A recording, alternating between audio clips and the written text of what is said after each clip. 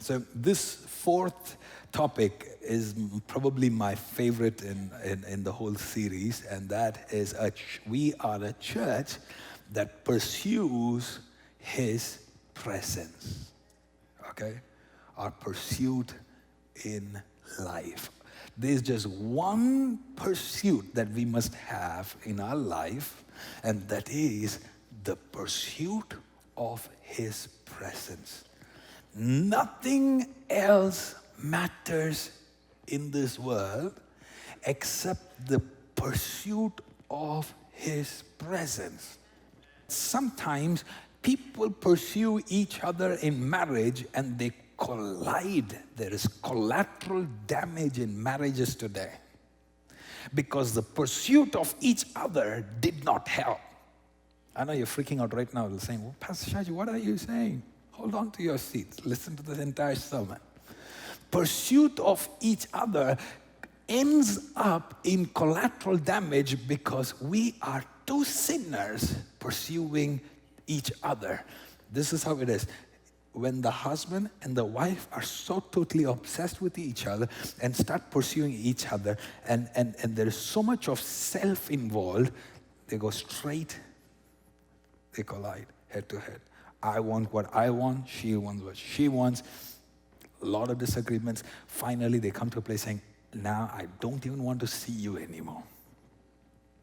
But if the husband and the wife, they face towards God and say, God, you are our greatest pursuit. When you go towards God, there is no collision. Instead, there is sweet union. How many of you are seeing this diagram that I'm drawing to you this morning? If you're closing your eyes and meditating, you're missing a whole lot of things. Open your eyes. So you go, you pursue each other, you collide. You pursue anything else in the world, you'll still lose. But if you pursue God, you sweetly arrive in the best union possible. Let me explain that to you. When I pursue God, I cannot pursue God outside my wife. Because when I am upset with my wife, don't tell anyone. Oh my, I'm sorry, I gave away the secret. When I get angry or selfish or impatient and I want to still walk with God, I go to God pursuing God. God will tell me, hello, Shaiju, nice to see you. But before you come talk to me, first go talk to your wife. And that's the same thing that will happen to my wife when she is upset with me. It's a blessing of having a platform. I can indirectly pass some messages to my wife. And she goes to God. God's going to say, sweetheart, I love you. But your first duty is make peace in the house. That's why Bible says in Peter, husbands, pray, make peace with your family before you offer prayer so that your prayers are not hindered. Are you following what I'm saying? Sometimes we forget that our greatest pursuit in life is the pursuit of Christ, because only Christ can make us what we should ever be. And that's the same with everything else. It doesn't matter whether it is your career, it doesn't matter whether it is your job. I tell you, when you pursue God, jobs will pursue you. When you pursue God, money will pursue you. You may not have money, but if you have God, you have everything on this planet. The other day, we had a beautiful afternoon yesterday with the Spanish group of people. About 40, 50 people came. It was a beautiful time with all the Spanish-speaking people. I hope to do that again. And I was telling them this. I said, sometimes we forget that if we have God, we have promotion, we have jobs, we have everything in Him, that you can have a good college degree and be jobless. Yet, you can have God and without a college degree, have a kind of promotion that you will never find anybody else. And I told them an example of how I met this young man in the Middle East who failed his 12th grade, the high school, don't have a diploma, don't have a certificate, nothing. God said, He was a lover of God. God said, I'm going to make you stand before kings. I've said this one time here before. And the 2 years later, when I went to him, he's in the sharpest suit possible. And I'm looking at him saying, what happened to you? Because he's a guy he's an American baseball fan. So he's got this baseball and always his loose clothes and hanging, and that's how he was dressed. And next time I see him, he's in the sharpest suit possible. And I'm like, whoa, what's happening here, brother? And he takes me to the car, and there's this kind of clean cars that you don't want to sit on, you just want to stand there. So it's that kind of cute cars. And I'm like, what in the world is happening? Takes me to his house on the 16th floor where ambassadors live. And he said, now I'm an ambassador of this nation. And I'm like, did you tell them that you failed your 12th class? Because there is a favor that can come from God that nowhere else. Come on, church. As a church, it is my responsibility to teach you that when you put God first over your career, over your life, it's not that God is a side dish. He is the main meal. I'm preaching better than you're praising this morning. When you put God first, God's going to put you first. Isn't that amazing? Because sometimes we put God on just like this little thing that you do on a Sunday morning, and you come into the church and you're always looking at your watch because you're wondering, when can I get out? And then you get upset with God for not blessing you, not guiding you, not leading you. His presence is for those who seek Him. And that is why Moses said, do not send me from here without your presence. Moses, who has seen miracles, Moses, who's seen great things, Moses, who divided the Red Sea, the man has seen mighty things, but he says, you know what, one of the greatest things I need is your presence.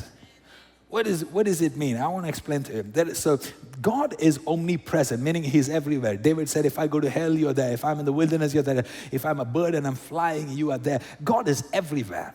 Right? So you can never run from God, because wherever you go, He's there. Yes, He is inside the pub. You don't like it, but it's a fact. He is everywhere. You can never hide from God. But that being said, Moses was saying, I know you're everywhere, but I'm asking you for a little more than you just being everywhere. I want you to walk with us.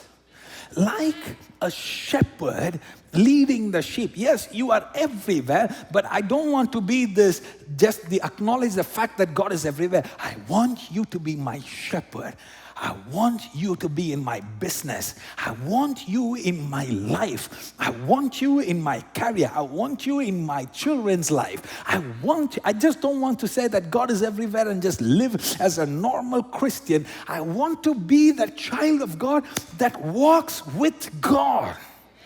Moses says, and God says, it's beautiful. Go home and read in Exodus chapter 33. That's not where we are heading to. I'm going somewhere this morning. In 33, God says, oh, Moses, I have found favor with you. What you have asked is right. God loved the fact that Moses saw so many miracles, so many things, yet He said, I love the fact that you still want my presence. His presence is our greatness.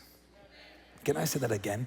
His presence is our greatness. That means, let me explain to you. Sometimes we can be caught up in Christendom language that we can assume that people understand what I'm saying. Let me break it down. That means you can be a Christian and you can call yourself a child of God and yet not carry the manifested presence of God in your life. That means you can be a Christian, you can come to church on a Sunday, you can put your tithes, you can put your offerings, you can do all the singing and dancing, you can do all the shouting and screaming, and yet go back home and live disconnected with no God whatsoever, with no presence in your life. And that's the scary part of Christianity, that God will not enforce or force Himself into your life unless you desire for Him to manifest Himself in your life. And that's where we're going as a church. They're saying, God, we want to be a church that pursues His presence.